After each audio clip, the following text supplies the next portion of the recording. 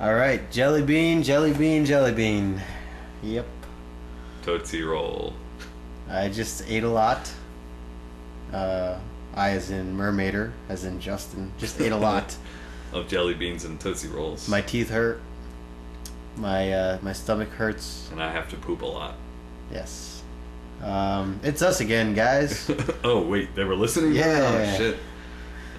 Here with another exciting podcast. Woo! Podcast! Podcast! Let me just go ahead and say that this is podcast number 48. Fuck out of here. Now, that's not including all the interviews that we do and side bullshit that we do. And we're at 48. That's a fucking lot. That is a lot. 4 more, we'll be at 52, which is, 52 weeks in a year. That'd be like a year. Even a year's worth of just podcasts. Again, Yeah. not including all the other random shit. Bullshit, yeah. So anyways, let's get to some important things. Well, let's see, Darrell, you have written a review for Dark Tranquility, their new EP. Yeah, I did. Zero Distance is the name? Zero Distance is the name of it. And it's kind of funny because we got to talking about this before, and I've never really listened to them before. Yeah, neither have I. I've seen the name. Yeah. I've looked at the album covers. I'm sure I have some somewhere in my catalog. Never listened to them before. Yep. They've been around for 23 years, I which don't know. is older than most of the people who are probably listening to them right now. Yeah. It's fucking crazy, but it was about time we sat down and listened to it. So this new EP, Zero Distance, is actually the 5 tracks. It was 5 new songs that they tacked on to the end of the tour edition of their latest album, We Are the Void. But what they did was, instead of saying, "Hey fans, thanks so much for buying our shit, buy it again," they said, hey guys, we're cool guys, hey, it's us, Dark Tranquility, we're cool. If you already own the album, here, you can get this album digitally on iTunes and, I'm sure on the Zune Market or whatever. Yeah. So they gave you the option to just get it separately so you don't have to rebuy the album. Whereas, even Opeth has done that whole thing with the special edition of Ghost Reveries. It's like, hey, thanks for buying Ghost Reveries, now buy it again so you can get the one fucking bonus track that you really want. So anyway, 5 tracks, and it's fucking awesome. It's melodic death metal, but melodic death metal in a very different way than I think the term usually goes. All the melody comes from the music. Frontman Michael Stan, or Stain, Stani, Stain. His growls are just impressive, and when you see pictures of him, he kind of looks like he's a fun guy. And then when you see a picture of him while listening to him scream, you're thinking like, oh, dude's angry. He's pissed off at something. I hope I didn't piss him off. But fucking thing was great. 5 tracks. One of them is a short instrumental. And it's just, I don't know how I've been missing out on this band for as long as I have. And this was really enough for me to say like, damn, I need to start working my way back. 18 albums in their fucking catalog. Yeah, good luck. 18 albums. Yeah, I'm never going to catch up at this rate, because by the time I get through that stuff, they'll have a new one out. And it's really impressive. And I think everybody who likes them will really like the EP, and I think people who maybe you think you don't like them, you'll like the EP too. I mean, if you're into heavy guitars, crazy drumming, and growling vocals, guess what? This is exactly what you were looking for. Hey, I'm into all that. Yeah, so you should definitely check it out. You gave it a 9? I gave it a 9. Now that's saying something. That's saying something, especially for a band that's been around that I haven't heard. Yeah. Says a lot. Good to see that their new stuff is still keeping up. And that's kind of one of the points I made in the review. After 23 years, some of these bands would have just started phoning it in by now. They would have just said, fuck it, just give them 5 shitty tracks. And here's the one I wrote while I was taking a shit. Which, by the way, I'm so dedicated to this podcast. I just took the world's shortest shit and didn't wipe. Didn't even motherfucking wipe. No, didn't wipe. Guy. Didn't flush. It's all still sitting there. But anyway, so awesome fucking EP. Check that shit out. Now, speaking of awesome shit, let's talk for a second, Justin, about the review that you did here, the one that you really wanted to talk about this week. It's by a band. This band has 2 other albums that I know of. The Call of the Wretched Sea and the Divinity of Oceans. Yep. You know who this is by now? No? You guys at home? No? No? Oh? Ahab. It's Ahab. Ahab. Yeah, I don't know. I saw that they had a early demo in 2004 called The Stream, and another EP in 2005 called The Oath. But and I have both of those. do you? I do. Well, besides that, yeah, those aren't really full-length albums. So yeah, this would be the third full-length that they have, and it's called The Giant. Simple. Yeah. Not the Giants, not the Jets. Darrell. Not Tim Tebow. Yeah. But this album fucking blew me away.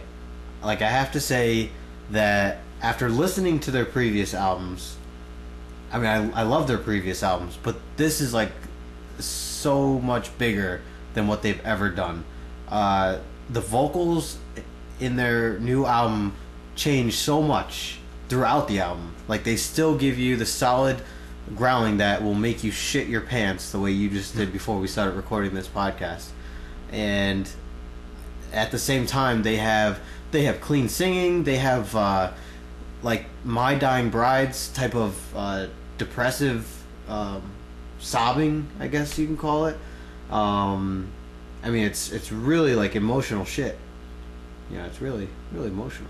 Really emotional? Yeah, but and then on top of that, I mean, most of the tempo was obviously it's Funeral Doom, so you know they kept up with the slow tempos, the down tempos, but I feel like there are a couple songs that really had a lot going on, even though it was in a slower motion. The last song on there, which was entitled "The Giant," had like just like I guess I don't know how to describe, just fast paced like chugging guitars, but in a slow set. I don't know how to describe it. You really got to listen to it for yourself. But the way they mix everything together, like it'll have you bobbing your head throughout the whole album. You'll be throwing up your fists and just pumping away with the crowd, and the crowd in your own house, because yeah. You'll be sitting at your computer blasting the shit, and yeah, it's fucking great. Definitely some of the best work that they have out, and we have to see them live, because I realize that is another band that we have not seen live.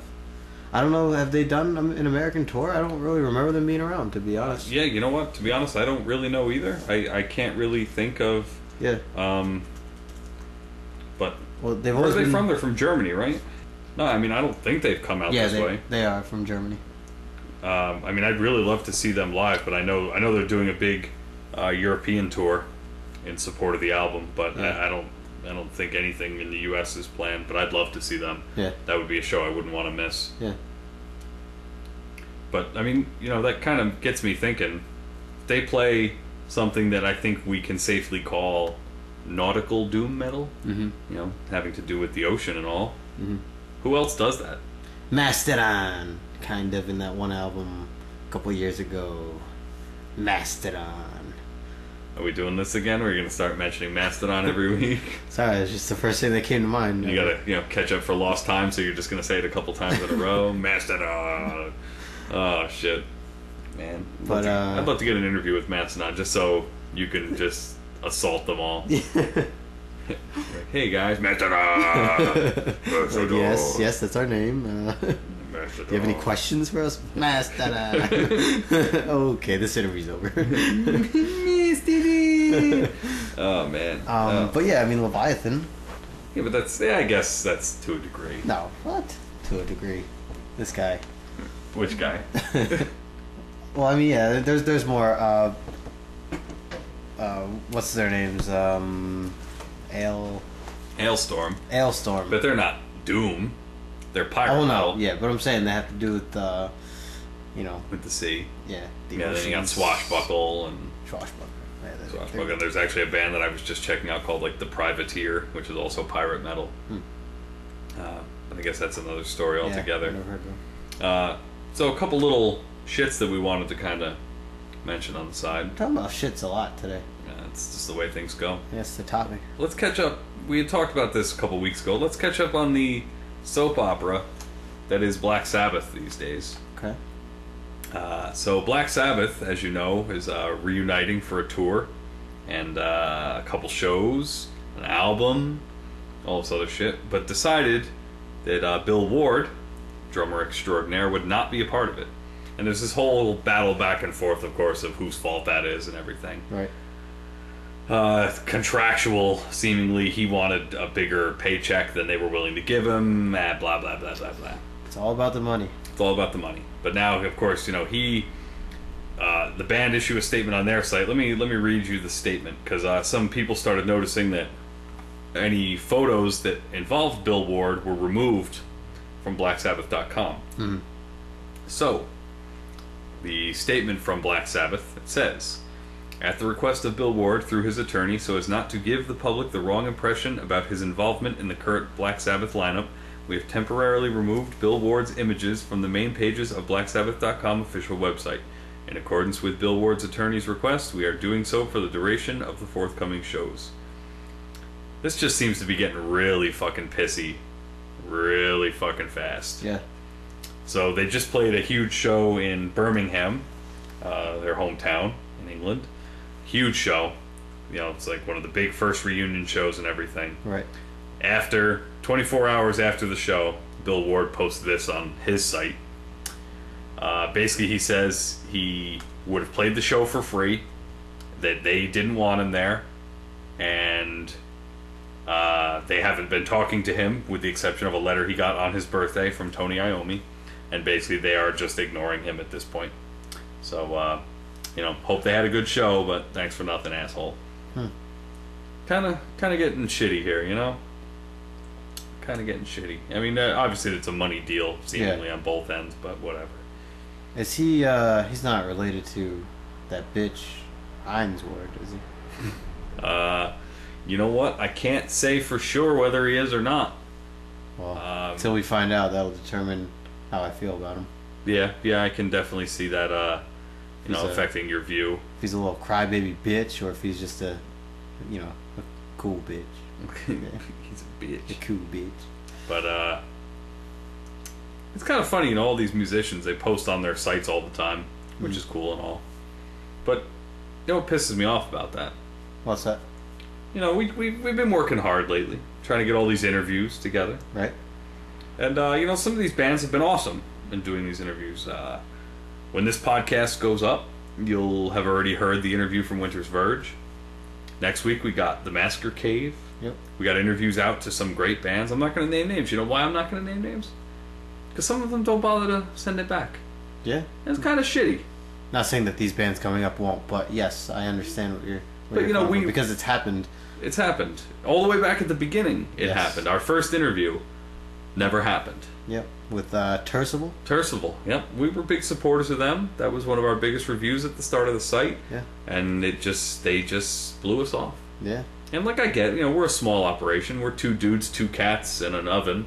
Yep. And a microphone and some computers and headphones and shit. But anyway, that's neither here nor there. Like, whatever. What are these people doing all day? Like, if you say, hey, yeah, sorry, Tyler, we'll do your review for you.